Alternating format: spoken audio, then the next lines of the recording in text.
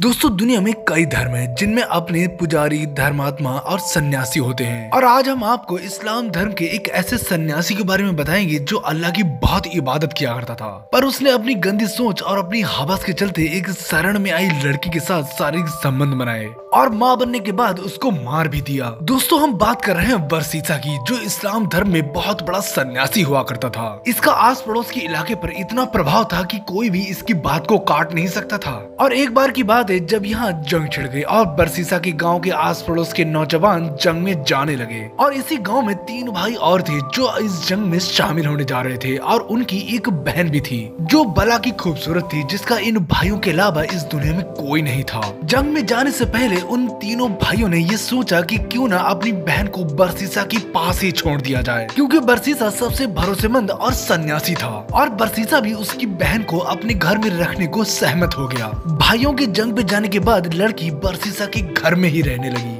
बरसीसा खाने की जरूरत की चीजें उसके कमरे के दरवाजे पर ही रखती था। और कुछ दिनों के बाद उसने सोचा कि क्यों ना खाने की चीजें जो मैं कमरे के दरवाजे पर रखता हूँ, क्यों ना उनको अंदर ही रख दिया करूँ, जिससे उस लड़की को भी परेशानी नहीं होगी। और दूसरे ही दिन वो ये सब शुरू कर देता है। और कुछ दिनों के बाद बरसीसा को ख्याल आता है कि क्यों ना जब वो कमरे में जाता ही है तो थोड़ी बात ही कर लिया करे, क्योंकि वो अकेले घर में परेशान हो जाती होगी। और वो अगले ही दिन उसके कमरे में जाता और वो घंटों बातें किया करता। धीरे धीरे वो लड़की की अदाएं और उसके हुस्न को देख दीवाना होने लगा, और लड़की भी अपना जलवा दिखाने में पीछे नहीं रहती थी। पर एक दिन बरसीसा अपने आप को रोक नहीं पाया और जो नहीं होना था वही हो गया। उसने उस लड़की को पकड़ा और उससे पेल दिया। अब वो हर रोज उसके साथ हम बिस्तर हो जाया करता। और कुछ ही दिनों के बाद वो लड़की प्रेग्नेंट हो गई और 9 महीने बाद उसने एक लड़के को जन्म दिया। अब बरसीसा ने सोचा ये लड़का तो उसके गुनाहों का सबूत है, तो उसने उस लड़की को मारकर दफना दिया। और बच्चे को ना पाकर वो इधर उधर ढूंढने लगी। बरसीसा के दिमाग में फिर ख्याल आया। उसने सोचा कि इस लड़की ने अपने भाइयों को बता दिया तो उसके लिए मुसीबत हो जाएगी। उसने लड़की को भी मारकर वहीं दफनाया जहाँ लड़के को दफनाया था, और उसकी कब्र घर में ही बना ली। और जब उसके तीनों भाई वापस आए और उन्होंने अपनी बहन के बारे में पूछा तो बरसीसा ने कहा कि वो काफी बीमार थी और इसीलिए उसकी मौत हो गई। बरसीसा इतना नेक और भरोसेमंद था कि किसी ने उस पर शक ही नहीं किया। पर उन तीनों भाइयों को सपने में भगवान ने जो कुछ उसके साथ हुआ वो सब कुछ बता दिया। उन तीनों भाइयों ने जब कब्र को खोदा तो उसमें उनकी बहन और उसमें एक बच्चे की लाश थी।